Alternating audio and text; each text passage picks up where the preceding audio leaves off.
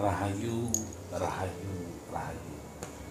Om Swastiastu, Namo Buddhaya, Salam Kebajikan, Hayu, Hayu Ning Bawono, Salam, Assalamualaikum warahmatullahi wabarakatuh. Pemirsa Cahaya Batin, ketemu lagi dengan Cak Monyong di pintu gerbang kesadaran bangsa Nusantara. Kali ini saya dengan Mbak Cynthia sedikit banyak ingin membahas tentang makna jalan hidup yang dilalui oleh Mbak Cynthia di dalam perjalanan secara spiritual. Apakah seorang spiritual memiliki masa depan? Ataukah spiritual ini mengikuti jalan dari spirit batin itu sendiri? Atau apa sebenarnya?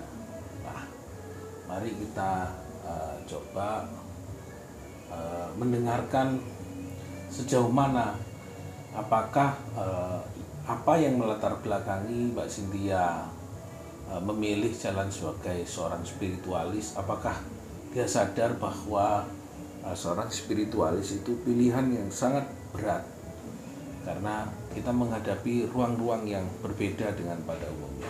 Monggo Mbak Cynthia, apa yang melatar belakangi jenengan memilih hidup sebagai seorang spiritual? Panggilan hati. Dari panggilan hati. Nah, bagaimana ceritakan ya panggilan hati diceluk di hati merene ting. Ceritakan dong.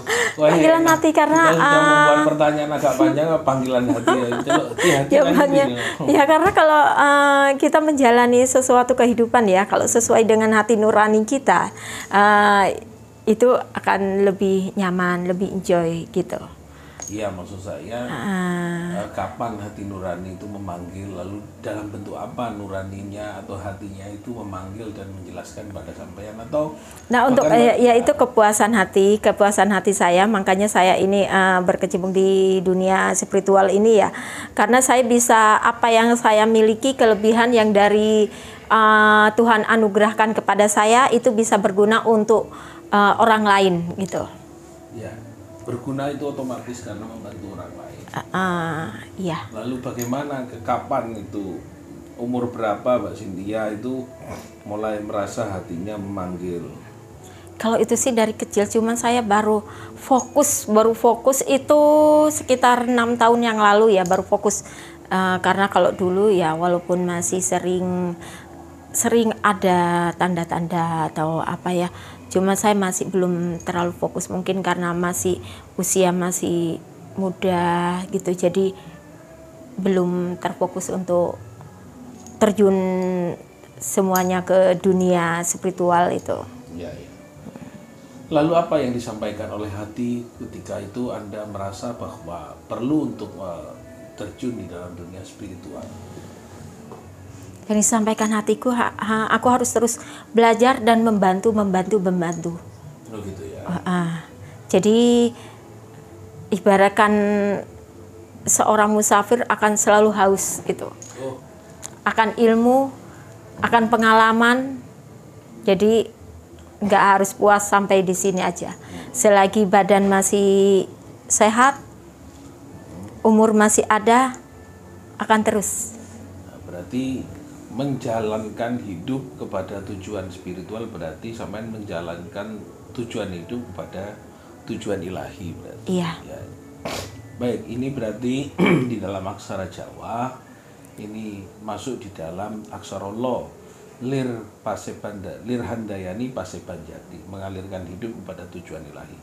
Nah, bagaimana seorang Mbak Cynthia merasakan bahwa hati dan perasaannya itu sudah memiliki sebuah pilihan untuk kepada ruang spiritual? Apa yang menjadi medan belajar pada waktu itu sehingga tertarik belajar kepada siapa, menuju pada siapa, atau bagaimana? Kalau belajar dulu, saya memang pernah bergabung dari sebuah padepokan ya.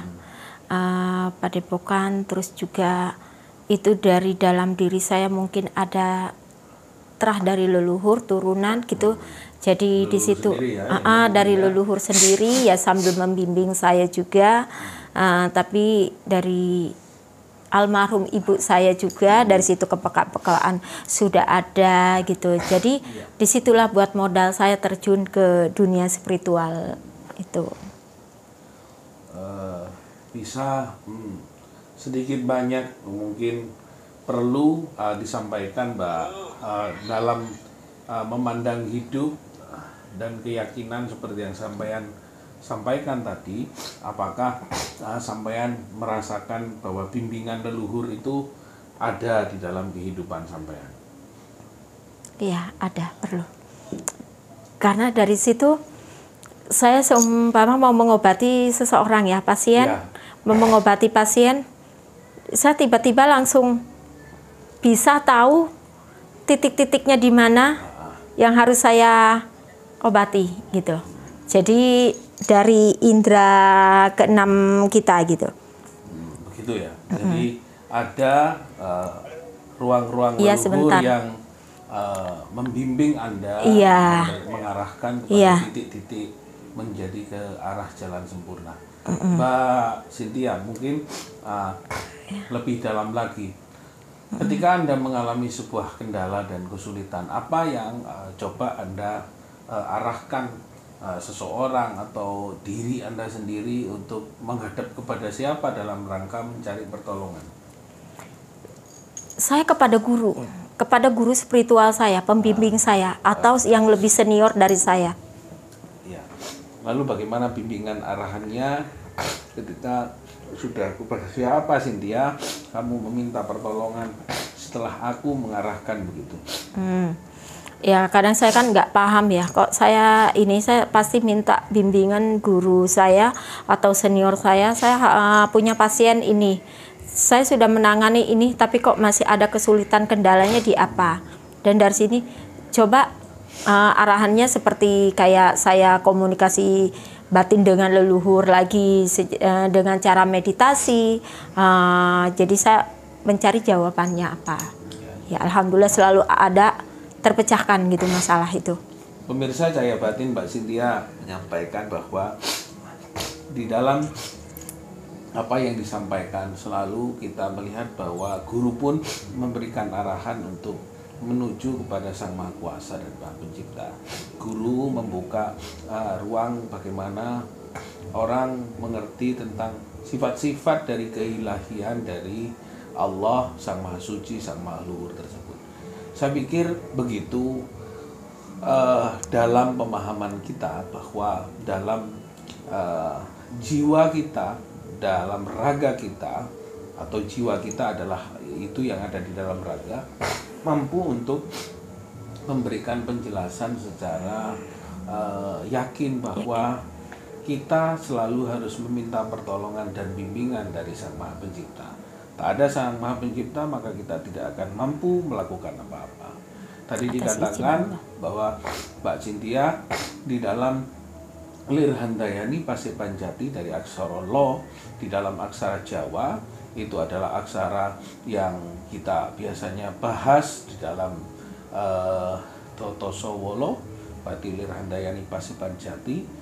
Kita sudah oleh leluhur yang Prabu Aji Soko sudah mengajarkan bagaimana kita mengalirkan hidup kita kepada tujuan keilahian, dan bagaimana kita dalam kehidupan kita menyembah kita itu selalu taat kepada aturan-aturan dan ketetapan dari Sang Maha Kuasa.